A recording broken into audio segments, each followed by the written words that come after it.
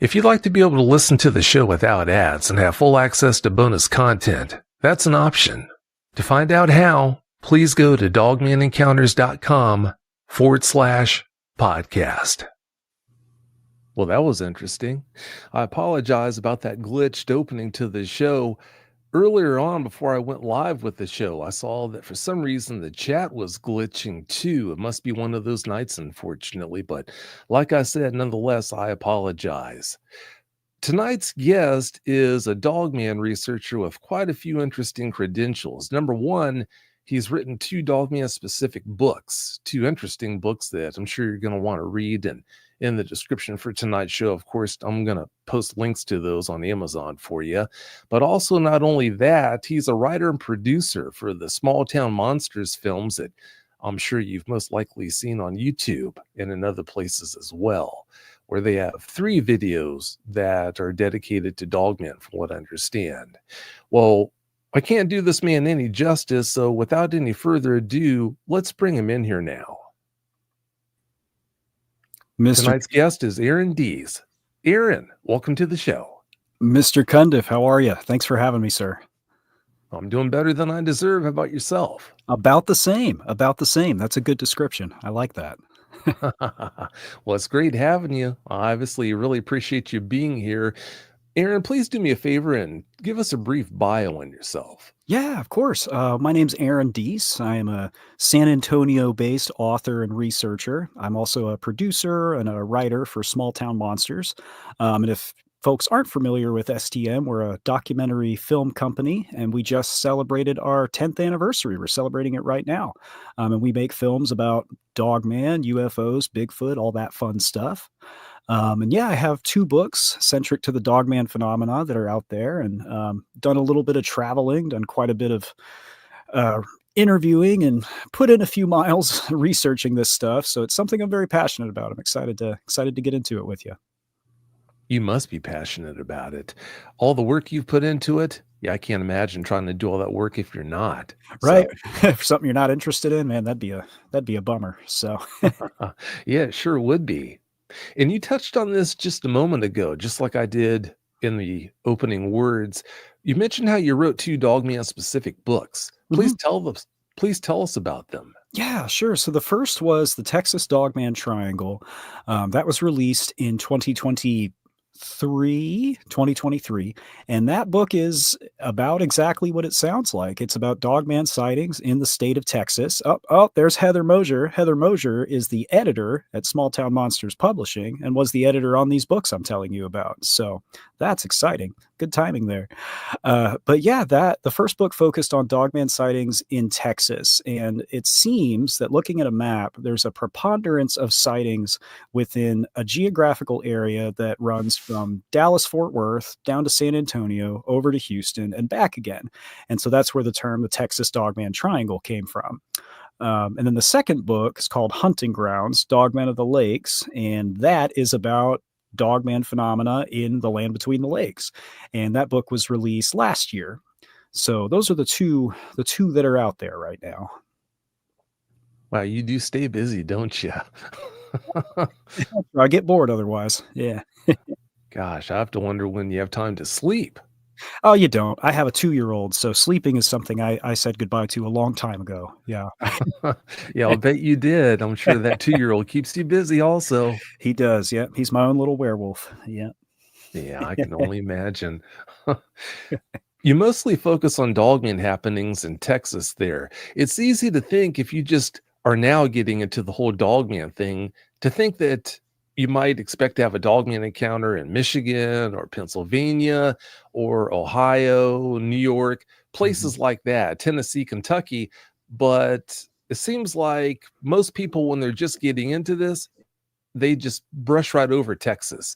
They don't think about Texas being a hot spot for Dogman encounters. Have you noticed that, or is it just me? I have, yeah, and I think it's gaining more traction. I think in the last couple years, people are paying more attention to Texas with regard to this phenomenon. And I don't mean, because my book came out. You know, I like to think that I helped, but The Dogman community is vast, and they're not all reading my books. You know what I mean? But I do see more chatter. Hey, Al, thank you for that. I appreciate that. It's a very nice comment. But I do see more chatter in a lot of the online communities and Facebook groups I follow because, I've mentioned this to you before, Vic. I like to watch the conversation and see what people are saying. And I do see more conjecture over the state of Texas. And since my book came out on the topic, I've been fortunate enough to be contacted by several people who said, hey, I've had sightings like this, or I've had sightings in this area, and I didn't realize this was a thing. I didn't realize other people were seeing these things. So, I'm hopeful that more people kind of will pay attention to Texas in this regard because there are more sightings, there's more data, there are more reports, and the more we have on record, the more we stand to learn. So, I think we're just really getting started as far as like looking at Texas as an area worthy of continued study. It should be because a lot of encounters happen there. And with Mhm. that in mind, why do you think so many dogmen are there, apparently? Man, then we get into what are these things, If you look at it purely from a biological standpoint, the topography in Texas lends itself to most forms of wildlife. Not all of them, but most of them. We had camels here at one time during the Civil War. That was a thing. You can look that up. We have bears in some areas. We have foxes. We have desert areas and all the animals that go along with that. But then we also have swamplands and forests. So if these entities or creatures are in any way a biological being, it's not too out of scope to think they could find a place where they would be comfortable in the state of Texas. We also have vast stretches of unoccupied, unobserved land that may be government land, it may be ranch land, tons of ranches and farms out here, but places where you don't necessarily have a ton of people where something could hide in relative privacy. So I think just the way the state is, how spread out it is, how many large areas there are, I think that lends itself to sightings of any unidentified creature. Oh, there's my buddies, Hellbent Holler. Thank you guys. Appreciate you. So I think that is a strong element to it as well. But then once you get into some of the stranger aspects of this phenomenon, and people say, well, these seem to be more than just animals. Are they something supernatural? Then you get into what is it about Texas that lends itself to strange phenomena? Because we've got everything out here. We've got UFOs, ghosts, buried treasure, pirate curses. We've got Bigfoot in spades. I think I said Bigfoot already. We have some of the most notorious UFO and alien contactee sightings on record come from Texas. So you could argue that the state itself is just super strange, but Yeah, there are a lot of strange things that have happened there, but it's a Mhm, big area. It really is. mhm. As far as a split, does it seem like more encounters happen in the eastern half of the state or the western? That's a good question. The Dogman Triangle itself is more kind of central, eastern central, sort of bleeding over into the western side. So I would say that's where the most seem to be. But once you get further out west, going past like Kerrville, you start running into just really small towns, tiny little towns, 200, 300 people, maybe 1,000 people. You don't have as many folks around to have sightings. So there certainly is an element of that as you're getting closer to these larger cities like San Antonio, Dallas, Houston. These are some of the largest cities in the country. So of course there are going to be more smaller towns around them where the environment lends itself to strange creature sightings, if you like, but where there are people to have those sightings. So you could argue that as you go further out west, there just aren't as many people. But again, that's one of those things where we just need more data. We need more information. You make some really good points there. Encounters do happen where the people are. If Mhm. there's not a person to witness it, then yeah, there's no encounter. So Mhm. that's a really good point. It's obvious from the things that you shared that you focus on Texas mostly, but you've put a pretty good amount of work into researching another place called the Land Between the Lakes area and the Mhm. dogman activity that's been alleged to happen there. What more can you tell us about what got you into researching in the LBL? Yeah, so if you spend more than 10 minutes researching Dogman phenomenon or real werewolf encounters, there are a few things you're going to trip over almost immediately. And one of them is the alleged Land Between the Lakes incident, or Land Between the Lakes massacre, as it's called. So I had kind of an interest in that just as a story because I love stories. I think most folks who are interested in this stuff do. And it wasn't something I treated with a whole lot of seriousness. And then around the end of 2023, I was just kind of getting involved with small town monsters at a more, active capacity. And it was decided that, hey, we're going to look at Land Between the Lakes and we're going to do it is kind of a unified way. We're going to explore it in as many ways as possible. We're going to look at the Dogman stuff. We're going to look at the Bigfoot stuff. We're going to look at some of the paranormal stuff. And I was already making notes for another book, still looking at the Dogman phenomenon, kind of building on some specific themes and ideas, just stuff I had stumbled across while writing the Dogman Triangle, but that I didn't get the chance to explore fully. And then I start looking into the Land Between the Lakes, and I realize these themes are consistent, not just in Texas, but also in the LBL. So it happened as a result of this kind of unified research push that we were doing as a team, which was a super cool thing to be a part of. But it also kind of happened organically because it was also already on my short list, so to speak.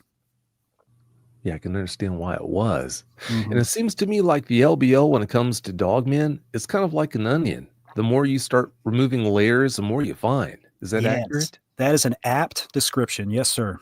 Mm-hmm. So not only is it apt, but it's also accurate. Apt and accurate. Yes, sir. The double A on that one. A plus plus. Sorry, I couldn't help myself there. No, that was good. Do you consider yourself to be a researcher? Yes, sir. Yeah, that's the term I use most often. I do produce podcasts, so I'll call myself a podcaster, and I do write books, so I can say I'm an author, but I don't consider myself an investigator. I don't get out there on a regular basis and put boots on the ground like Jesse and Joe over at Hellbent Holler do, or Alex Pedikov over at Small Town Monsters. Those guys are investigators. I don't consider myself a cryptozoologist because there are people like Ken Gerhard and Lyle Blackburn who have the zoological credentials to call themselves cryptozoologists. So for me, I like to say I'm a researcher because that's where everything I do starts. It all starts with research. Yeah. Well, just being honest, that's Mhm. always a good thing. Yeah. And just a moment ago, you mentioned the fact that you put some research into the alleged murders that took place at the LBL. Mhm. What kind of research did you do to try to find out if they actually did happen or not? Yeah, so we did everything we could to either confirm or deny the details of that story. And by we, I mean myself, Heather Mosier, the rest of the STM crew, Shannon LeGros, who was on that film shoot with us. There were sessions during that film shoot. We were in the LBL for about 5 days that unfortunately were not filmed, but we were all huddled around laptops and phones and tablets looking into certain aspects of this story because as we were spending time in the Land Between the Lakes, talking with locals, interviewing witnesses, we're getting other details and other tidbits that are not a part of the internet version, if you like, and despite all that, we were not able to find anything that confirms or strongly indicates that that event took place as it is purported. Um, so that's one answer. The other answer is that conclusion leads a lot of people to, okay, well, this is an internet invention. This is a creepypasta. We can trace the origins of this story to the 2007 film Hunt the Dogman, High Strangeness in Kentucky, which was produced by Barton Nunley, noted author, cryptozoologist, producer, very accomplished guy. And in that film, he interviews a woman named Jan Thompson who tells this story. And so for a lot of folks, that's considered the origin point. Miss Thompson's version, a written version of the story, was available on the internet for a few years before Mr. Nunnally produced the film about it. So a lot of folks will read that original account and go, okay, this is written in very flowery language. Clearly, this was just written as a creative writing project, and they sort of write it off and move on. What's very interesting for me is that there are people in the Land Between the Lakes area, such as the town of Grand Rivers, buddy and mine named Mike Smith, who is quoted in the book and in the film, who heard this story as early as 1982. Mr. Smith heard it, I believe, in 1987. Elijah Henderson of the Cryptid Studies Institute is in contact with folks in Grand Rivers who heard it in 1982. Whether it's 82, 87, doesn't matter, because in either case, we know that this predates internet creepypastas and internet urban legends. The internet was in its very early forms in the 80s. So if the first time people can remember hearing this story is the early 80s, it doesn't mean it's true, but it does mean that writing it off as purely an internet invention is something we can't do because we know it's been around longer than that. from there, I'm going, okay, well, is there anything else to the Dogman phenomenon in the land between the lakes other than this one really high profile case? Turns out there is. I'm sure I've already seen Mr. Martin Groves mentioned in the chat once. Great dude, good friend of mine. He's had some very frightening encounters with these creatures in the land between the lakes. And even going beyond Mr. Groves, there are several independent named witnesses who will tell you, I have had encounters with what I believe to be an upright canine in this area. So I'll say this, and hopefully I don't upset anybody. It is my opinion that the events of the, should I say that now, Vic, or do we want to save that? Sorry. Oh, no, you're fine. Go ahead and Okay. say it. I don't want to derail the trajectory, but it is my opinion that the events of the LBL massacre, as they're purported online, did not occur, simply because we can't find anything to corroborate that, including records of these people, where they're supposed to be from. Any way you can think to research this, we've done that. Other people have done it long before I did.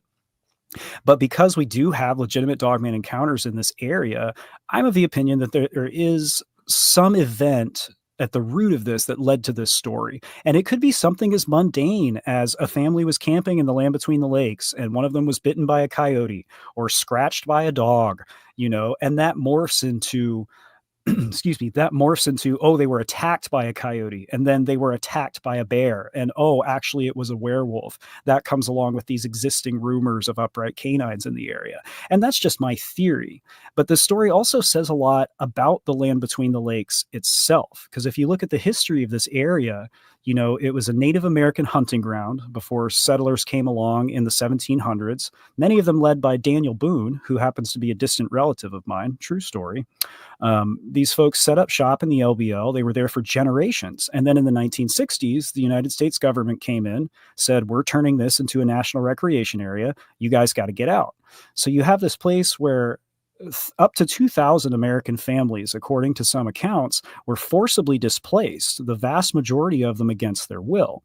And then a few decades later, 2 decades later, you have this story about an unstoppable force coming in and destroying a family in this same area. And I got to give credit to my friend Eli Watson for this take, because I interviewed him for the book and he presented this perspective. And I think it's really, really apt, because it says something about a real world event, something that happened to real people. And it's set against the backdrop of this very strange place where these strange encounters really do happen.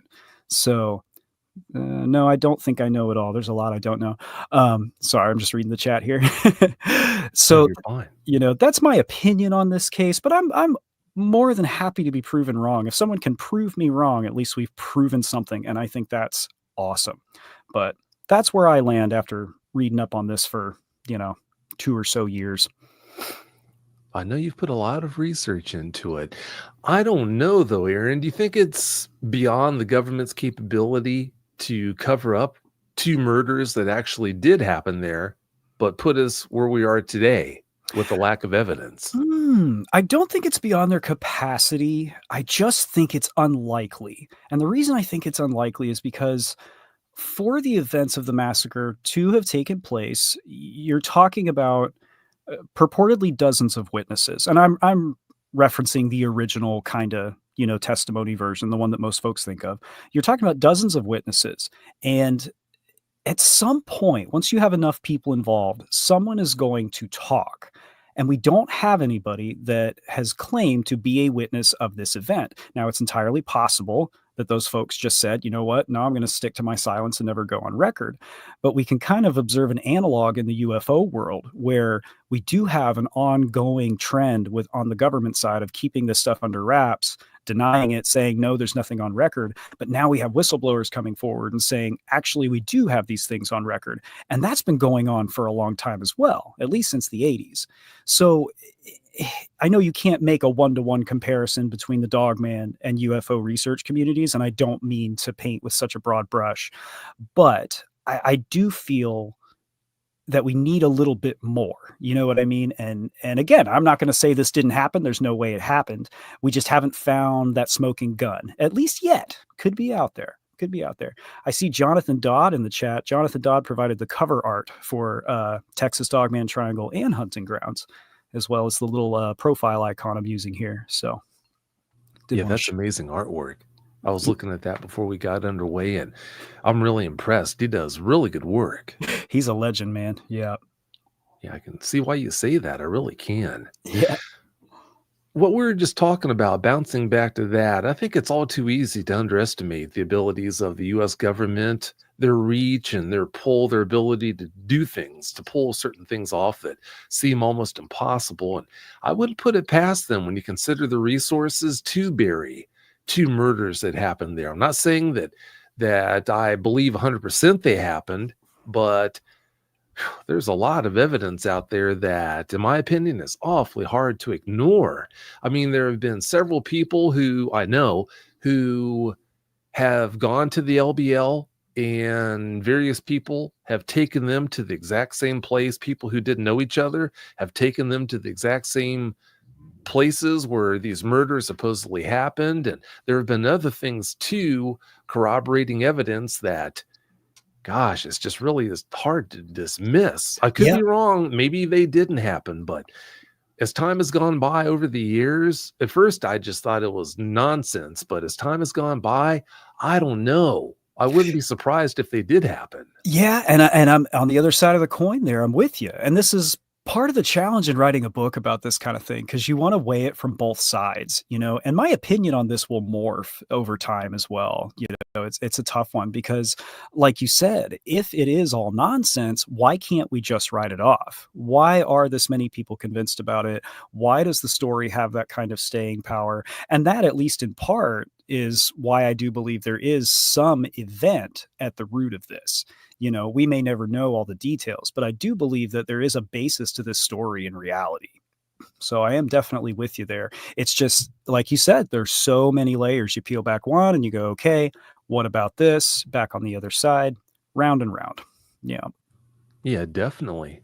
There are a lot of layers, like you said. Well, from what I understand there, Aaron, you have a relative who told you about a dogman encounter they had. Before you tell Mhm. us about that experience that they shared with you, is that what got you into this whole dogman thing, or was it something else?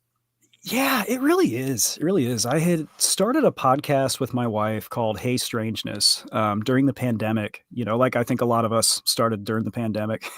You've been around quite a bit longer, but you know, there's a whole legion of us who came in during the pandemic.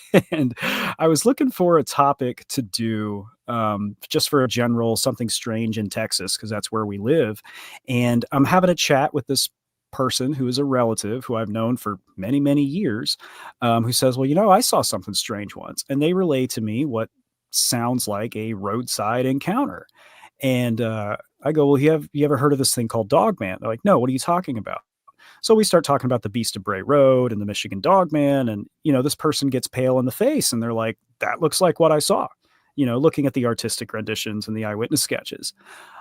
So then I do a little more research and come to find out that there are other reports within, you know, 100 miles of this random sighting that this person didn't realize was significant at the time. And that's where the term Texas Dogman Triangle came from, because there were three that were kind of clustered in this one area. But then, of course, it grows as you realize there are more reports and stuff. But sorry, the short answer to your question is yes. That was kind of the linchpin that really cinched this for me, because I'm fascinated by this stuff, even just looking at it online, watching documentaries, listening to interviews. But once you have that personal connection to someone, whether it's your own experience or even somebody you know, that grounds it a lot more in reality. And that's kind of what set me on this whole journey, as it were. It's a slippery slope, isn't it? It is. It is. Yeah, it definitely is. Well, please tell us about that encounter that they had. Yeah, so they were driving. They were coming from Colorado to Austin, actually on their way to visit me and my wife. And they were down along highway, I believe it is 281, far, far north outside of Austin. And, you know, I hate to use the term atypical, but it was kind of what some of us think of as an atypical roadside sighting. They're coming around a long bend. It's at night. They're in a fairly isolated area. So you've got trees on all sides, very wooded space. And this person sees a large canine form raised up on its rear legs, holding what appears to be roadkill or something like that in its forepaws or front legs, claws, however you'd like to describe it.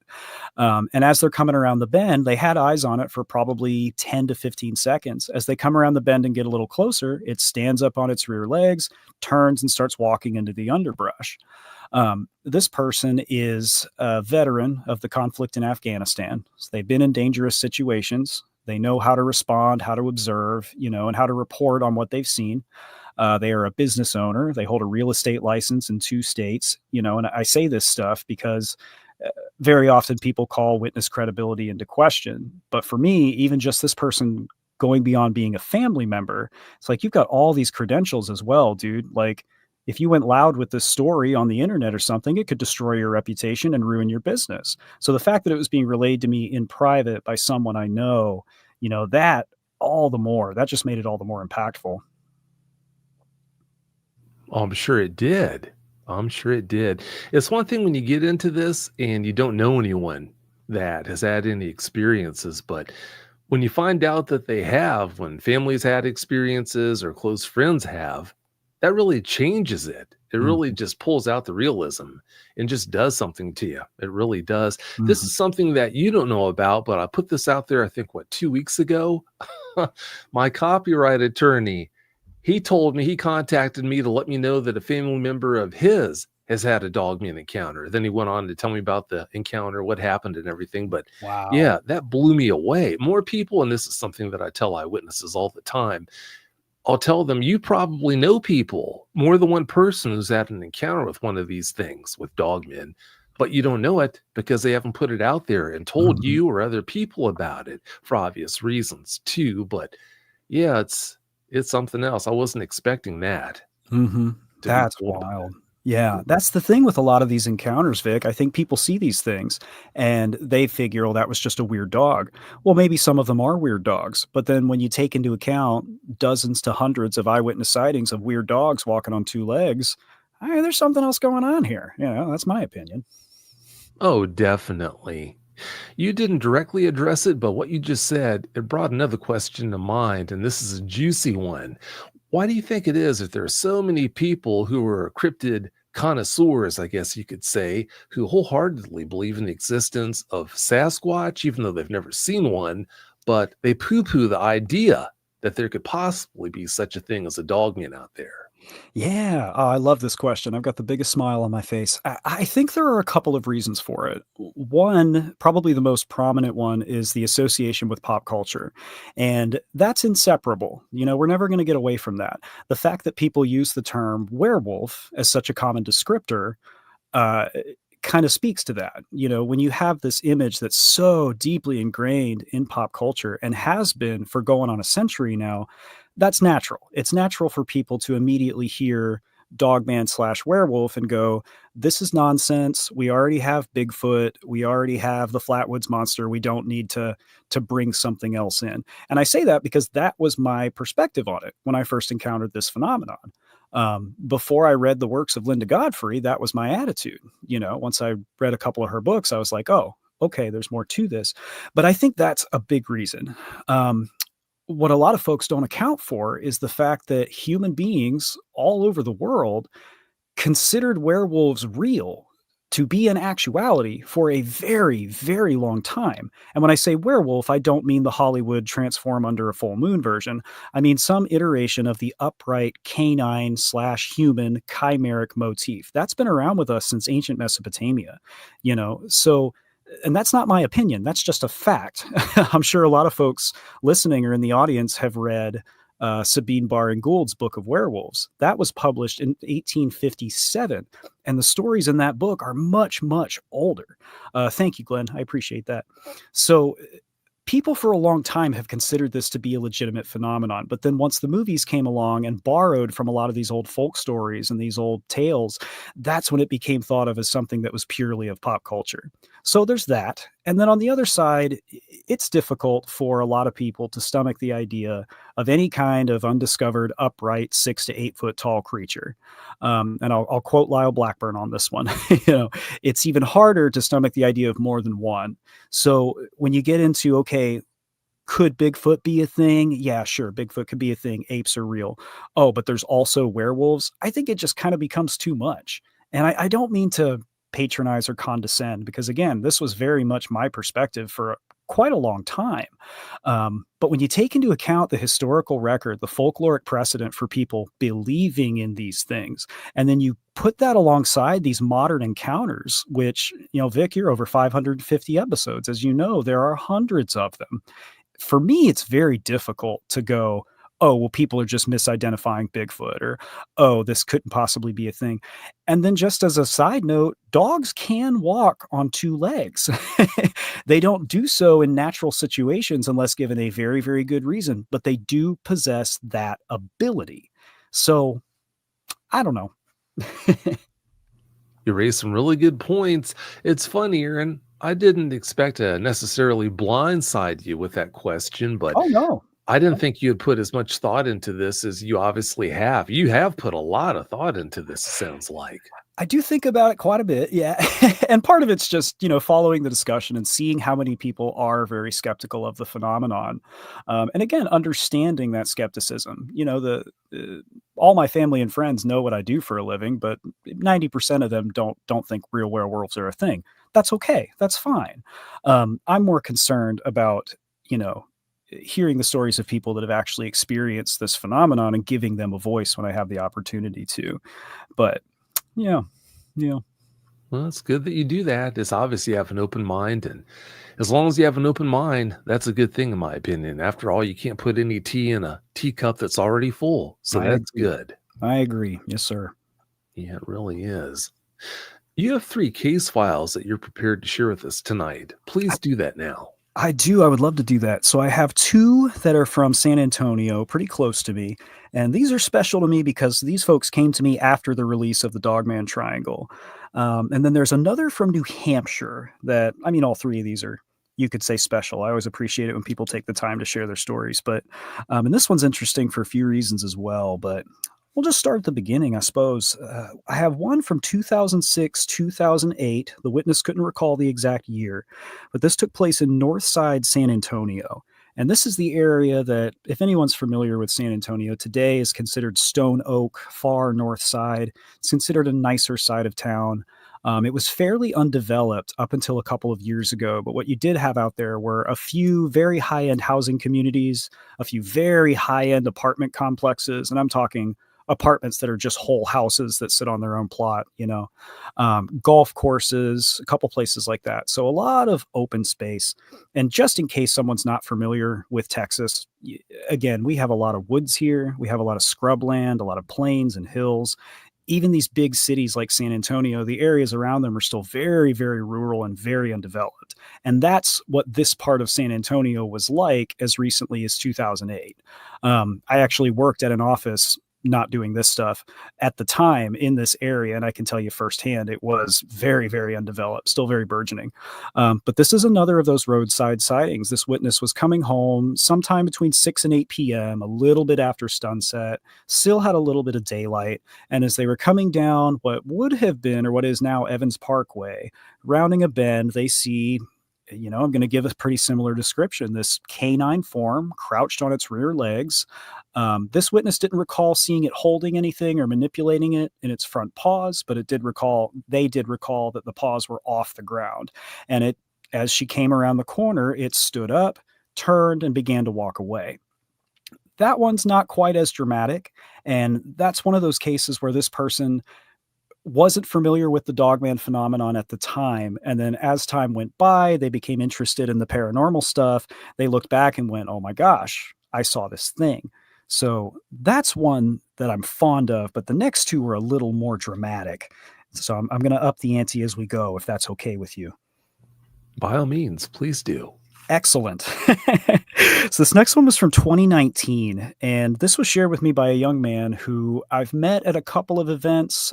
We've connected and stayed in touch online. At time of recording, I believe they are still under the age of 18, so I don't want to share too much more about this person, just for the sake of protecting their privacy.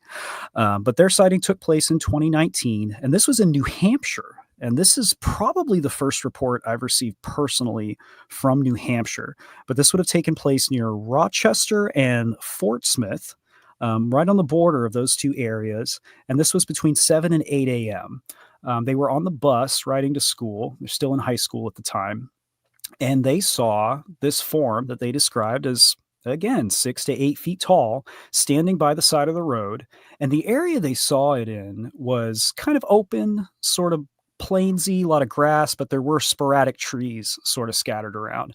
And this figure was standing by the tree, with one arm or paw resting on it, standing upright, just kind of watching the cars go by, sort of how dogs do. They will sit and just watch cars go by. It's a very canine behavior. And I asked them to describe it. The way the witness gave the testimony, they set kind of the stage and what they saw, and then they went into the description, which is very helpful from a note-taking standpoint. But they described it as we often think of these sightings. The height that I mentioned a moment ago, 6 to 8 feet tall, darkish, brownish, grayish fur, pointed ears, elongated snout, kind of fitting that, anticipable Dogman profile, if we want to call it that. What's interesting to me about this encounter is we hear a lot of these roadside sightings, and one way that people will brush them off is, well, you were driving, you only got to look at it for a second or two, you had to pay attention to the vehicle, the lighting wasn't good. And all of those are fair critiques, okay, for sure. Personally, I think once you've gotten to dozens or hundreds of reports, those critiques don't hold up anymore, but that's another avenue entirely. What's interesting about this roadside sighting is that this individual was not operating the vehicle. They were riding in a bus, so they were able to give their undivided attention to it. In my mind, that narrows the possibility that they just saw a dog or that they just saw a person out of the corner of their eye and mistook it for something else, because they got a prolonged look at it in daylight. This was between 7 and 8 a.m., and they did describe the sun as being not fully up, but fully above the horizon. So I guess that's fully up. So they had plain sight on it in daylight, and they weren't doing anything to take their attention away from it. That's a very interesting one to me. Weather was described as being cool and cloudy. Yeah, that's everything I wrote down. Everything I've got on that one. Wow. Sounds like you take really thorough, good reports. I try to think of the things people are going to say when they're being skeptical. And maybe that it's not a healthy way to live all the time. You got to give yourself a break from that. But I feel like if you can approach things with a healthy bit of skepticism, you give more voice to the witness's testimony, for one, but two, you can help to narrow down the possibilities as to what may or may not be going on here. But that's just a thing, I think. Well, it's always a good thing to have at least some skepticism so you don't just fall for anything. But now that we're talking about it, it seems to me like there are a lot of reasons that skeptics give that are awfully weak, trying to prove the supposed fact that dogmen can't exist. What are your thoughts on that? I agree with you unequivocally, 100%. Yes, I think that's correct. And again, I think there is a natural and understandable element to an extent. But then on the other side of the coin, Vic, we're talking about Sasquatch. We're talking about ghosts, alternate dimensions, extra dimensionals, crypto-terrestrials. The spectrum of strangeness and paranormal covers so many things that are so far outside the realm of what 90% of people consider to be normal, that it does confound me that there is so much skepticism when it gets to this. You know what I mean? Because like we said, if you spend a little bit of time just looking into the history, this is not a new idea. This is not an idea that originated with 1941's The Wolfman starring Lon Chaney Jr. This is a very, very old concept. Yeah. Oh, definitely. And you wouldn't believe the messages I've gotten that are taking me to task or trying to take me to task for naming them, quote unquote, naming them dogmen. How could you do that? That's a horrible name for them, Vic. Well, I didn't name them. Yeah, we didn't come up with it. Yeah, that's not my baby. Mhm. So it seems like these people who poo-poo the existence of dogmen, it seems like the ones that shout the loudest are the ones who have done the least amount of research. They haven't looked into this phenomenon at all. They just brushed it off without any research whatsoever, it seems like. Yeah, I think I've encountered an element of that, and I try to separate myself from I don't want to use the word political, but you know what I mean, the political side of this stuff as much as possible. Because at the end of the day, I'm not going to change anybody's mind, and nobody's going to change my mind. But yeah, that is a criticism that I see, and it bums me out a little bit because I feel like people are missing out. There is a rich backdrop of stories and encounters and possibilities, along this line of research, and I think people are doing themselves an injustice when they write it off too quickly. Oh, no, I agree. I do. One of the reasons why I say that is when I see comments like, Dogmen can't exist. It's ridiculous that you say that they're out there because if they existed, if they were extant, we'd have photos of them, we'd have videos of them, and other evidence. Well, we do have great photos of them. We have amazing videos of them. Just Mhm. because you haven't seen that evidence, that doesn't mean that these guys don't exist. It just means you haven't seen this evidence. Mhm. Yeah, there is some very compelling evidence on file. There are things that don't fit inside the Bigfoot category that also don't quite fit in the known animals category. And people are always going to, point out potential problems with any piece of evidence, and that's fine. That's totally fine. But it's kind of a numbers game, Once we get to so many examples of potential correlation, there has to be something else going on. At least that's my opinion. That's my opinion. Well, where there's smoke, there's fire in most cases. Mhm, So, mhm, yeah, that's a good point there. It really is. mhm. I'm going to ask a question for Quincy Berry. Yeah. Quincy wants to know, and as far as me answering this, the answer is no, I didn't hear about it. But Quincy wants to know if you, Aaron, have either, oh, I'm sorry, they want to know, Aaron or Vic, have either of you heard about the Dogman encounter that happened in Potato Creek State Park near South Bend, Indiana? Mm, 2010, I believe. I live 20 minutes from there. I have not, Quincy, but you've piqued my interest. I'm actually writing that down right now. I'm very interested in that. I do have some friends in Indiana, so that is of interest to me. I would love to know more about that. Do you collect reports outside of Texas or only from Dogman eyewitnesses inside the Yeah. state? As often as possible. I'm very much of the opinion that the phenomenon supersedes, Texas or any one area. So, and again, the more we know, the more potential conclusions we can arrive at. So, yeah, I'm always interested to hear additional reports because one thing that's interesting is that these patterns with these sightings very often remain consistent as far as how these entities behave, how the eyewitnesses respond to them. So, yeah, always, always. If that's the case, if you do collect reports from all over, then if anyone listening's had an encounter that they'd like to report to you, what's the best way for them to do that? Yeah, Aaron at smalltownmonsters.com is the easiest way to reach me. That's my work email, so I'm in there about 20 times a day. Um, any other social media stuff, I may not see it for a week, but yeah, Aaron at smalltownmonsters.com. Well, that makes it really easy. And I should know the answer to this next question, but I really don't. Do you ever head out into the field in places that seem to be hot spots for dogmen in hopes of actually having a sighting? I've done that a few times. I don't do that often enough to where I can call myself a proper investigator. My friend Rod Nichols over at Bear County Bigfoot, I saw him in the chat a little while ago. Hopefully, he's still here. He has taken me out in the field to look at some of his research areas where he's been looking into potential Sasquatch activity. And he's actually uncovered some stuff out there, specifically very, very large canine footprints.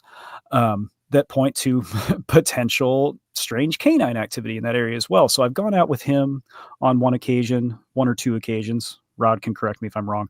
And then, of course, I've gone on a few trips with Small Town Monsters and producing these documentaries.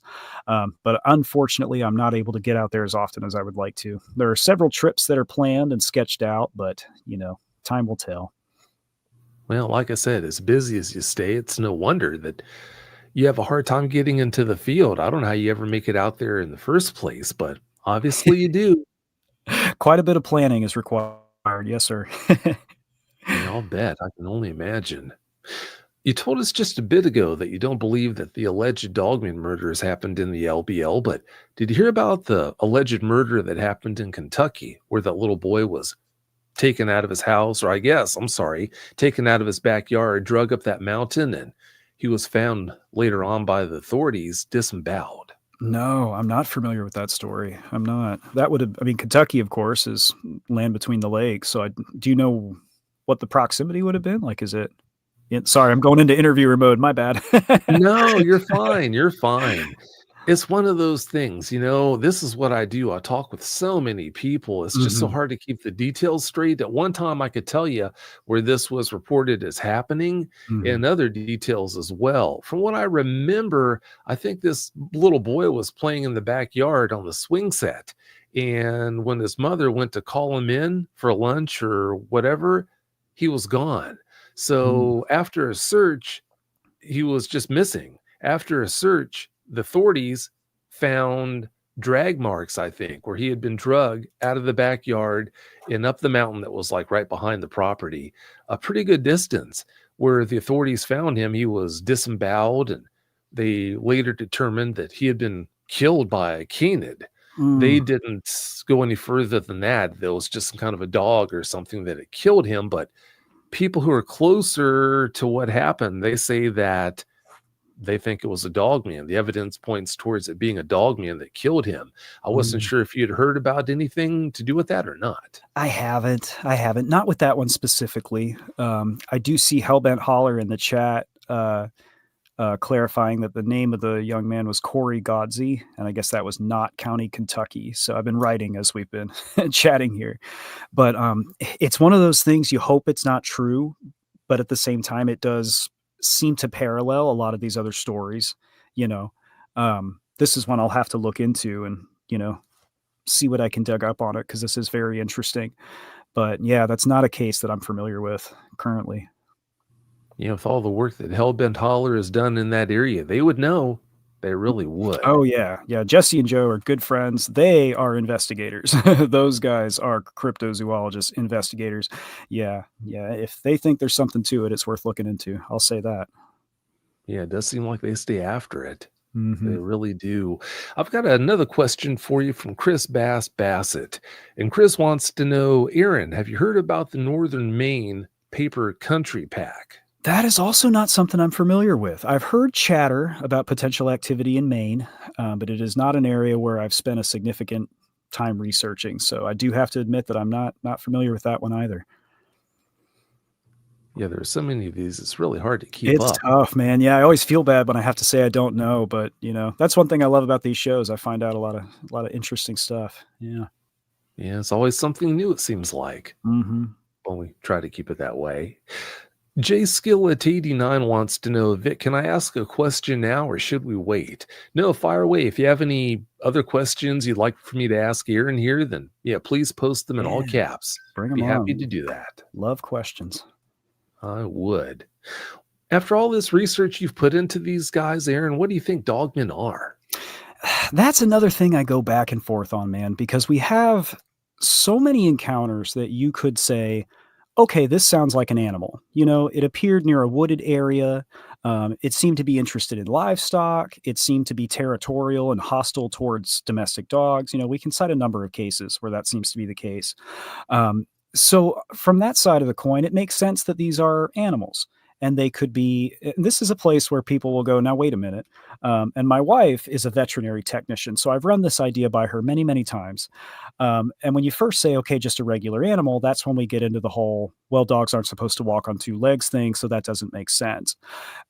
There's a huge possibility, I believe. Sorry, I was trying to figure out how to phrase that. There's a huge possibility, I think, for these to be some form of hybrid or mutant or crossbred amalgamation of different species that for one reason or another has adapted to bipedal locomotion.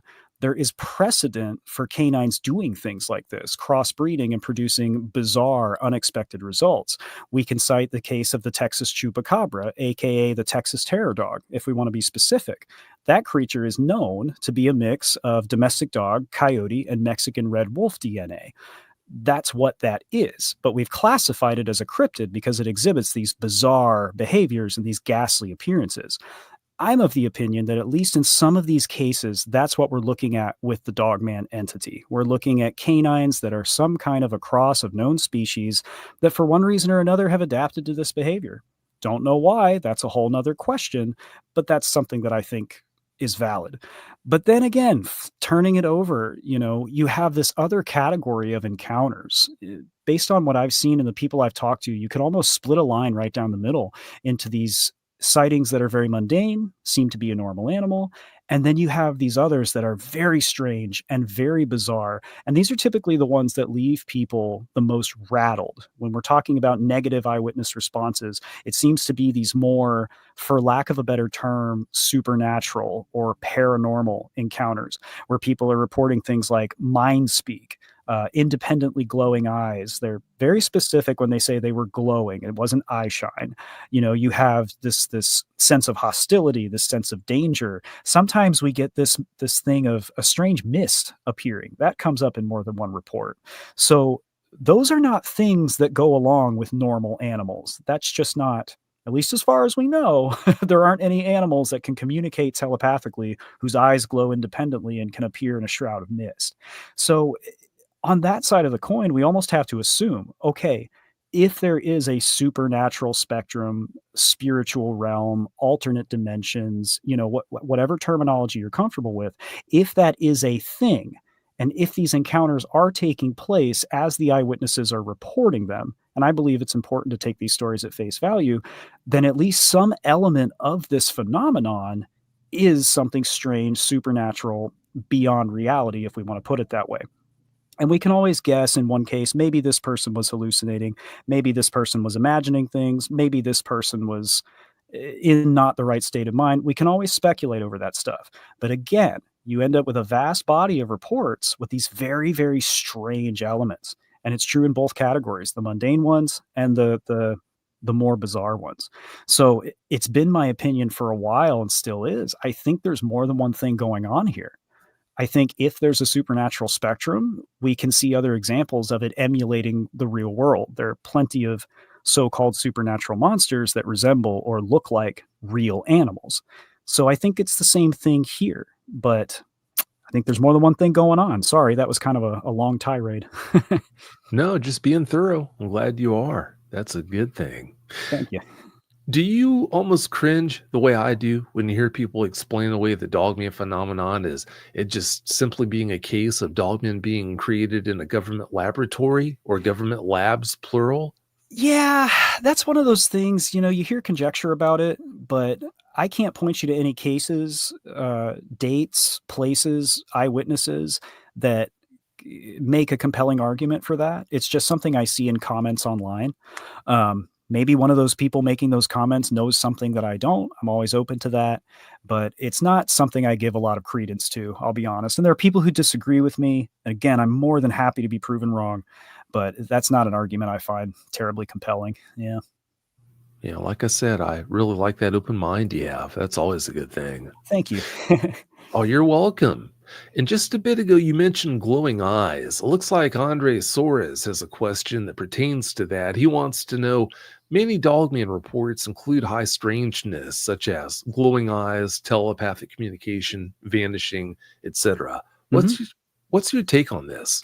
It's an interesting thing, and this glowing eye stuff is something I've been interested in for a while because that is a recurring motif, not just in Dogman encounters, but in paranormal activity across the map. And I'm using the term paranormal kind of generally, okay, for strange stuff. I know for certain people that word means certain things, but just to be clarify the terms. Glowing eyes pop up all the time, that shows up in many Bigfoot encounters. It shows up in other strange canine encounters like hellhounds or black dogs, the Grim, Black Shuck. That guy's got a ton of names. The Flatwoods Monster was said to have glowing eyes. La Lechuza, very prominent in Latin American folklore, glowing red eyes. So that's something that very often comes up when we're getting into the stranger stuff. And it kind of, to throw back to what I said a moment ago, it almost tells me that there has to be a stranger, more supernatural element to at least some of these encounters. They do so many things that you just can't explain away by them being flesh and blood creatures that are out there trying to scratch out a living in the woods. You Mm-mm. just can't do that. So I agree. There's got to be something else. Now, there might be some that are just normal flesh and blood creatures and all that live out in the woods and don't have any special abilities, but you can't explain away all of them as being that way. There's just no way to do that. I agree. Yeah, like there's no blanket explanation that suits this phenomenon. You know, we can look at UFOs and say, well, if it turns out they're from other dimensions, that explains everything. You know, we can look at Bigfoot and say, well, if it turns out that they're just an undiscovered ape, that explains most things. We don't have that luxury in the Dogman world, unfortunately. No, we don't. Not at all. Mm-hmm. Let's put up a question from Jay Skill at 89. She asked if it was okay to ask a question earlier on. Yeah. She wants to know, to think Sasquatch and Dogmen, among other cryptids, can see the light emitted from modern recording technologies, do you think we'd have better luck getting good footage if we try recording on tape? I love this question. This is so interesting because the first EVPs, electronic voice phenomena, you know, dipping into the ghost world here, were recorded on magnetic cassette tapes. So I think this is such a good question. And I think it's possible. I think it's definitely possible. Modern technology operates differently, and anything electronic gives off, you know, some kind of radiation. It's making some kind of a noise, even if you and I can't hear it. But I think that's something that is definitely at least worth experimenting with, because if we're only relying on modern technology, you know, we're kind of limiting our avenues of research. And this is actually something I tried once. My wife and I stayed a night in the Menger Hotel here in San Antonio, which is supposed to be super haunted. And I'm not usually a ghost guy, but we were there anyway. And we ran recordings in our room all night just because, on analog tape and on digital. And we picked up a strange sound on the digital that could have been anything. I don't know. But we also picked it up on the analog, and it sounded different. It had like more definition. You could pick out individual sounds a little differently. So, if nothing else, I think that's a great idea, just to get more data, more information. It just might be as simple as that to get better results. Mhm. You never know what little tweaks that you could make could have a big impact on all this. You really Mhm. never do know. Yeah. Let's ask one from Riddick. Looks like Riddick has a question for you. He wants to know, Aaron, do you believe that any of the Dogman reports, any of the Dogmen are GPS tracked by a government? You know, if they know they're out there, I would assume so. Um, I'm not a big proponent of the idea that there's like a huge government conspiracy covering these things up. Like we talked about earlier, that's totally possible. I think the mechanisms exist for that to be a thing. Um, but yeah, I think that's kind of what it comes down to, is whether or not they're interested. It could be a thing where they know they're there and just don't care. But if they're aware and if they have an interest in them, then I would assume so. You know, somebody's got to be studying these things if there is any governmental body that's aware they exist. Yeah, for sure. Great question. These are all That good is, questions. they are some really good questions, definitely. Mhm. It looks like Bang Bang has a question for you. She wants to know, Aaron, what about the many encounters where they feel evil? Yeah, yeah, that's a great question and a great username. Bang bang, I love that. That's kind of where we get back into these really bizarre, more strange ones. The third encounter I had in my notes tonight comes from a witness in San Antonio who witnessed one of these things in the 50s, and she got a very clear daytime prolonged look at it. And it did have the glowing red eyes, and she said it struck her as being, her exact words were, something demonic. And I hesitate to use that term because I feel like it's thrown around a lot, you know, without necessarily defining what we mean when we say it. But that's the terminology the witness used. Coming from a very strong Catholic background, you know, that was her frame of reference for it. And it seems, again, in cases where people walk away from these encounters with a sense of danger or a sense of evil, they're these more supernatural, the more bizarre ones. Yeah. Yeah, when it comes to a lot of aspects, when it comes to Dogman, it's really hard to put your thumb on a lot of things. Mhm. It seems like if you keep your eyes open, there's always something new. It's hard to nail anything down as being, okay, it's got to be this way, it's got to be that way. Very much. Yeah, I agree with you. Definitely seems that way. Alex Midnight wants to know, could Dogman possibly be an alien creature? I think that's a fun idea, and I'm open to it. I'm not of that opinion, and I'll tell you why. Once again, prove me wrong. But the idea of extraterrestrial life, you know, we would be talking about something that evolved completely outside of our solar system, completely outside of planet Earth and the laws of nature as we understand them. So in my mind, the idea that an extraterrestrial would resemble anything on Earth that closely is unlikely. However, we do have tons of eyewitness testimony talking about aliens that looked like lizard people or looked like insect people, which are also found on planet Earth. So I'm not going to say no, it's impossible, but it's another one of those things where I hear chatter about it. I hear people say, I think they're extraterrestrial, but I don't have any cases I can point to. I would love it if I had a couple cases that I could say times and dates this witness reported an extraterrestrial or UFO connection to Dogman, but I haven't seen that yet. Well, like I said before, the honesty is appreciated. Some people would try to bluff their way through and claim they had gotten reports like that. Nah, because then I might have to prove it. You never know. So Yeah, that's a good point. It is. D Truth wants to know, Aaron, do you think there are both dogmen and werewolves, or is it just one? That's a good question. I personally use those terms interchangeably. And the reason I do that is that one, the etymological roots are very similar. If you go back to the original Germanic werewolf. Two, when eyewitnesses are describing these things, they use both terms. And eyewitness remaining consistent with eyewitness testimony is really important to me. That being said, there are traditions in many indigenous belief systems and many folkloric backgrounds that talk about the idea of human animal transformations, not just wolves and dogs, but animals across the spectrum. So that's one of those things where I think there's more than one thing going on here. I think there is a line between the potentially shape-shifting supernatural dog man and the potentially undiscovered species or one-off hybrid. So I do believe there is a difference between those things, but you've probably heard me throughout this conversation use those terms interchangeably. So I get asked that too. And as far as I'm concerned, I try not to mix the two. I mean, after all, werewolf is supposed to be a person who has the ability to shapeshift into the form of a beast like this. But a dog man looks the way they do 24/7, 365. So Mhm. yeah, I see them as being totally separate, but just because I see it that way or handle it that way, that doesn't mean that you or anyone else are stuck to that way of doing things. Yeah, So I'm with you, man, and I understand the distinction and why people describe it that way, and I'm not arguing against it. Yeah, because it's one of those things we just don't know yet. Hopefully one day we do know whether there's a difference and what that difference is. But yeah, I'm right there with you.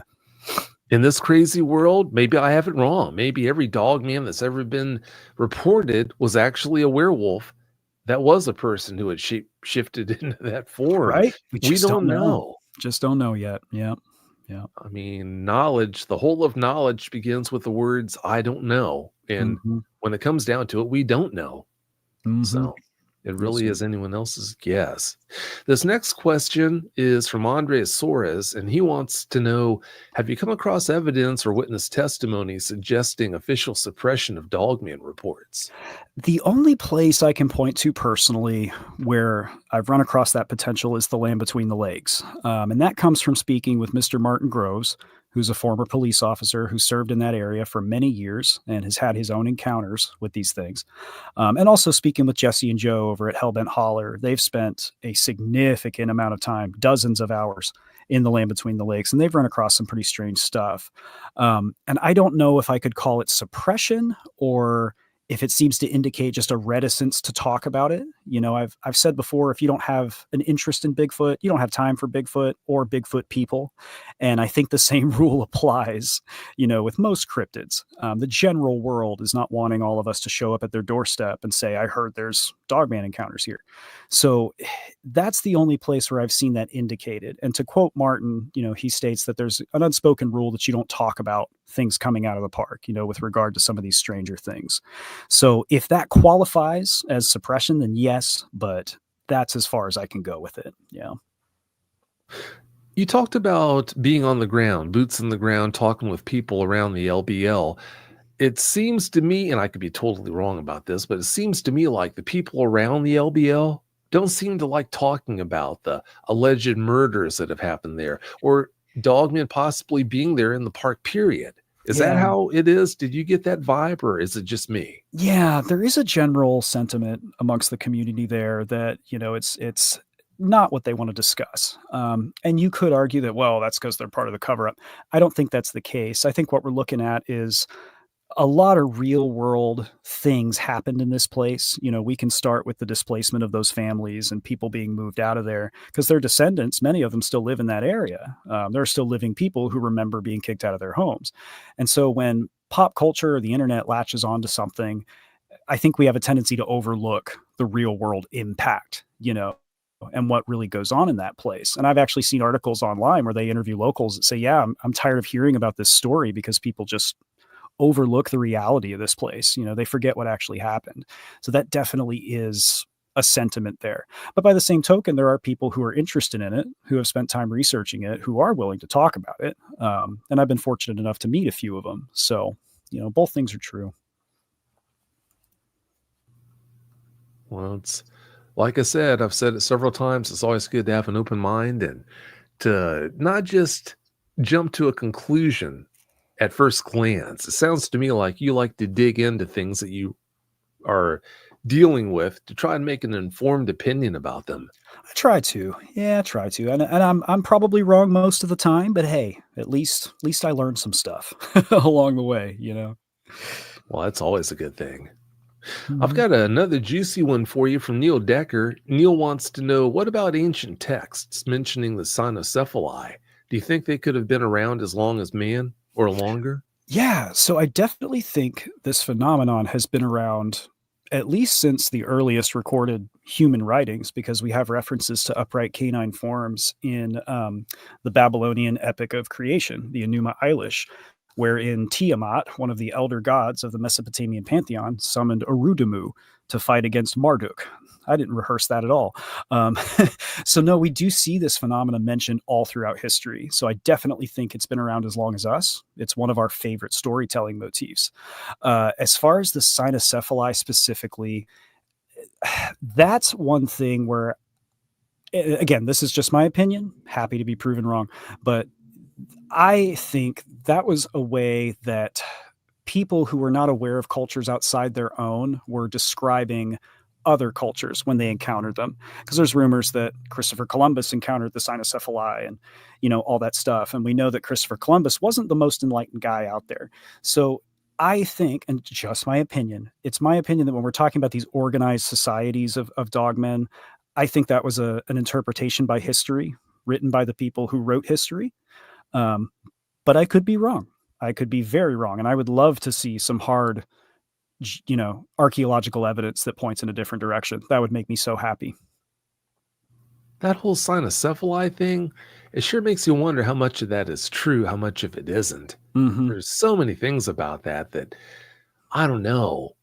I read about this or that regarding the cynocephaly, and there's a lot of it that just doesn't seem to add up. But Yeah. that Yeah. might just be my opinion. I don't know. Yeah. Same. Same. The archaeological record, historical record, doesn't support the idea of a society existing like that. You know, during the accounts that are contemporary to when it's purported to have existed. That's where I land on it. But please prove me wrong, and I'm not being sarcastic. Someone please prove me wrong. No, no, I agree. I mean, if they did exist, there would be so many more people who would have known about them and reported their existence, but Yeah, it would that's have not made it the case. into a would have made it into a couple more historical texts, I think. I think that would have been a big deal, so Oh, definitely. Yeah, that's why I have a problem with it. It looks like the next one on deck is from Jonathan Dodd, and John wants to know, does Aaron have a specific case he'd like to investigate that he hasn't had a chance to yet?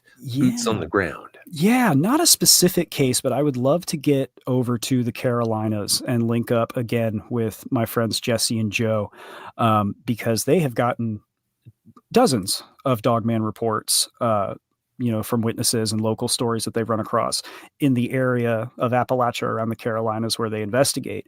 And in my mind, that's an untapped well of potentially enlightening information. But I'm very far from the Carolinas and have not had a chance to get over there. So, Well, there's only one of you. You can only do so much. right. That's right.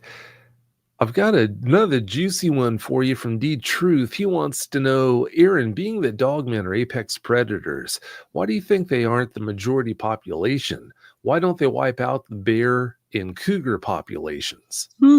That's an interesting question. And that, I think, points us possibly towards the biological animal conclusion. Um, this is going to be very surface level, but I'm going to explain it as best as I understand it. If you disrupt any local animal population, whether it's predators or prey, that's going to have long lasting and potentially catastrophic impacts. If these entities are animals and they're a part of their ecosystems where they're seen, then they would know better, to put it simply. Maybe they benefit somehow from some kind of competition. Maybe they benefit by having other large animals around that allow them to conceal their presence. That's a theory in the Bigfoot world. Maybe they hide behind other animals. Um, but my opinion would be if they're actual animals, they just know better. For some reason, they know where they fit in their ecological niche. Yeah. They're awfully intelligent. Obviously, Mhm, they have a ridiculous amount of intelligence. Their mhm, intelligence, in some ways, might supersede our own. It's really hard to say for sure, but mhm, yeah, I mean, I don't think they do anything by happenstance. I think everything that they do has a reason behind it. mhm. Yeah, these don't seem to be random activities, what we do here described. Yeah, agree. Yeah, it doesn't seem to be the case. And I'm not sure if you saw it or not, but it looks like Quincy Berry just made a comment that Yeah, you saw that. Okay, where they said yeah. that they emailed you a link to the Potato Creek encounter. Yes, thank you, Quincy. I appreciate that. I will be reviewing that post haste. Wanted to make sure you saw that. And the next question is, and this is going to be the last one. I see we're an hour and 12 in.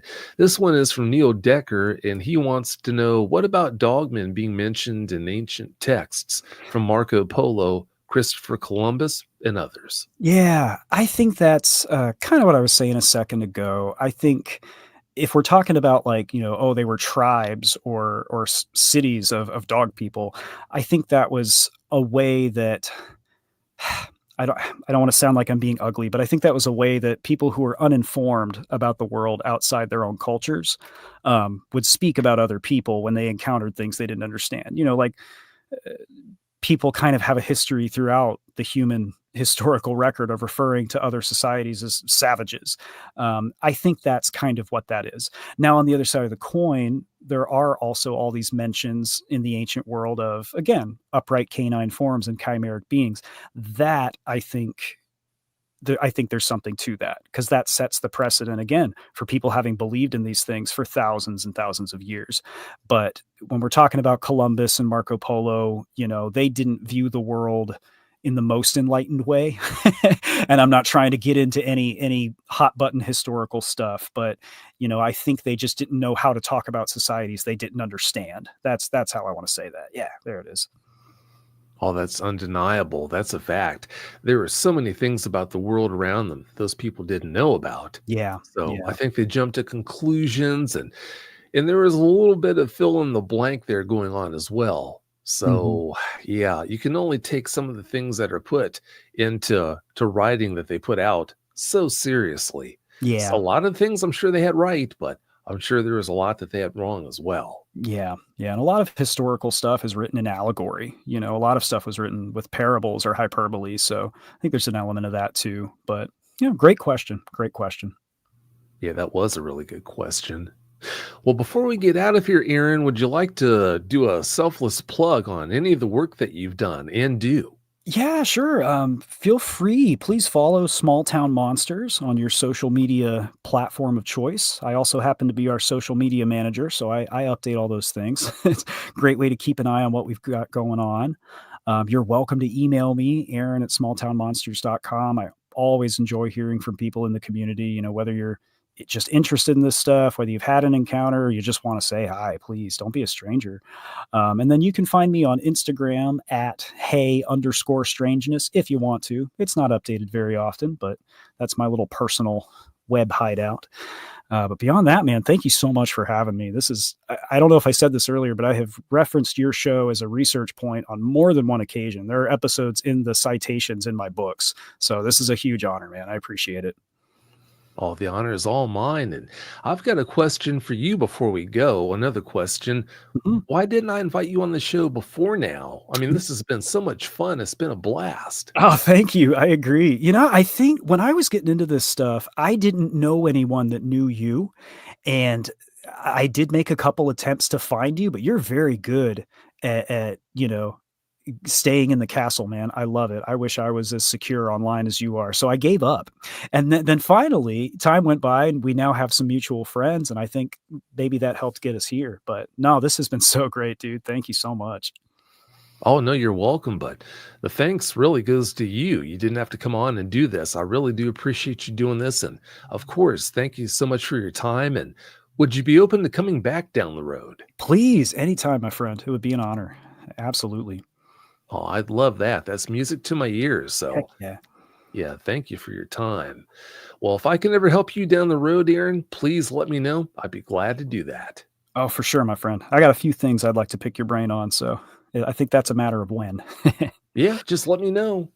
For That's all sure. you have to do. Well, like I said, thanks again so much for your time. I really do appreciate it. And I hope you have a great night. Yes, sir. You as well. Oh, thank you. We'll see ya. Well, that's another one in the books. Thanks again, everyone, so much for listening. I really appreciate it. And also, if you've had a Dogman encounter of your own that you need help dealing with, or maybe you'd want to come on the show and share your experience or experiences with the listeners, all you would need to do is to go to dogmanencounters.com, submit a report. And if you do that, then I'll reach out to you to schedule a phone consultation. And that way we can take it from there. But having said that, thanks again so much for listening. I really appreciate it and have a great night.